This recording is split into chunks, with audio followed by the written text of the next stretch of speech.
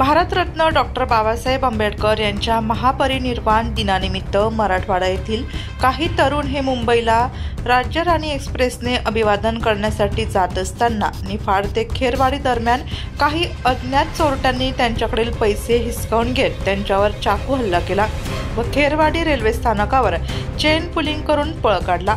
संतप्त नागरिकांनी रेल रोको करत जोपर्यंत आरोपींना अटक होत नाही तोपर्यंत गाडी जाणार नाही अशी भूमिका घेतली।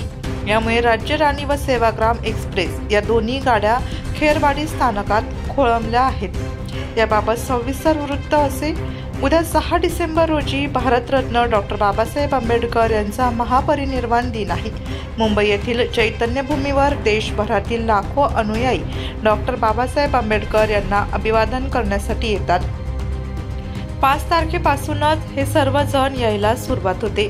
मराठवाडा येथील काही तरुण आज राज्य राणी एक्सप्रेसने जात असताना आज निफाड ते खेरवाडी दरम्यान काही चोरट्यांनी त्यांच्याकडील पैसे हिसकावून घेतले। त्यांना विरोध केला असता त्यांनी या तरुणांवर चाकूने हल्ला केला। यात तरुण जखमी झाले आहेत। मात्र या सगळ्या गडबडीत या चोरट्यांनी खेरवाडी स्थानक येताच चेन पुलिंग केली व पळ काढला। मात्र संतप्त नागरिकांनी रेल रोको करत जोपर्यंत आरोपींना अटक होत नाही तोपर्यंत गाडी पुढे जाणार नाही अशी भूमिका घेतली। यामुळे या स्थानकात राज्य राणी सेवाग्राम या गाड्या खोळंबल्या आहेत। यामुळे रोज अपडाऊन करणाऱ्या कर्मचाऱ्यांना नाहक त्रास सहन करावा लागत आहे।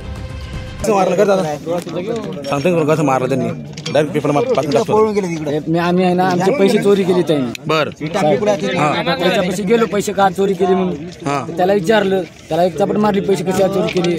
आम्ही कष्टाने कमावलो आणायलो 2-2 हजार रुपये घेऊन आम्ही चाललो जयंतीला। एवढं बोललो आणि शांत बसलो। मग सैनिकवाले समजे माणसं त्याला बोलले हे भया म्हणले जाऊ दे म्हणे समजावून आम्ही ऐकलं। पण सगळं समाज आहे का?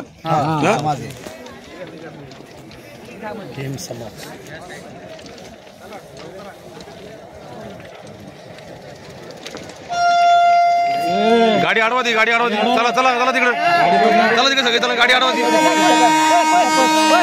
याला ये तिकडे, याला गाडी जाऊ दे कोणती।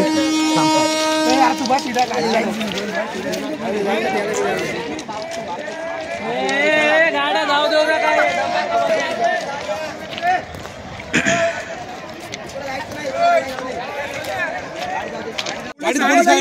गाड़ी में थे पुलिस कहाँ नव्हते। पोलिसाचं काम काय? स्टेशन पे चली, स्टेशन पे नहीं जाएंगे। मैं तो यहाँ पे मारा, यहाँ पे। अरे बेटा सुन ना, अभी दवा ले, तू फटाका पले सब पकड़े जाएंगे। मार के गए हो। अरे सब पकड़े जाएंगे। हमको मार रहे, हमारा पैसा चुरा के पकड़े जाएंगे।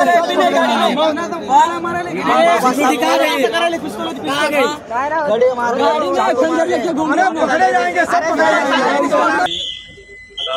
माझे पण पैसे काढून घेतले। किती जण होते ते? 20-25 जण होते ते। त्यांच्यावर हत्यारं पूर्ण होते, पिस्तूल सहित असे हत्यार होते। मग थोडंसं आमचं त्यातमध्ये तुम्ही झालं, मग त्यांच्या डोक्याला मार लागल्यामुळं तो पण आम्ही आल्यानंतर म्हणला की माझे पण यांनी पैसे घेतले। तर मग नंतर त्यांनी आम्ही सगळे पांगल्यानंतर त्या मुलाला अचानक येऊन म्हणजे एकानं चैन खिचली आणि ते फायटर काय तर चाकू मारले त्याला आणि अंधाराचा फायदा घेऊन पळून गेले त्यांनी। त्यांच्याकडे हत्यार काय काय होते? चाकू होते आणि हातामधले कडे होते। ते काय बोलले माझा मोबाईल हरवला म्हणे ते, आणि त्याच्यानंतर ते वाकले गेले त्या डोक्याला मारायला गेलं। स्वतः आम्ही तिथं बघले चाकू मारला गेला। हा चाकू काही मुलं होते का त्यांच्यावर? लहान मुलं होते, लहान मुलं पॉकेट मोबाईलला चोरी। किती मुलं होते अंदाजे? 17-18 मुलं होते। काही लेडीज नव्हतं ना त्यांच्यावर? लहान मुलाला चोऱ्या। नाशिक लोकशाही न्यूजसाठी उपसंपादक अविनाश मगर।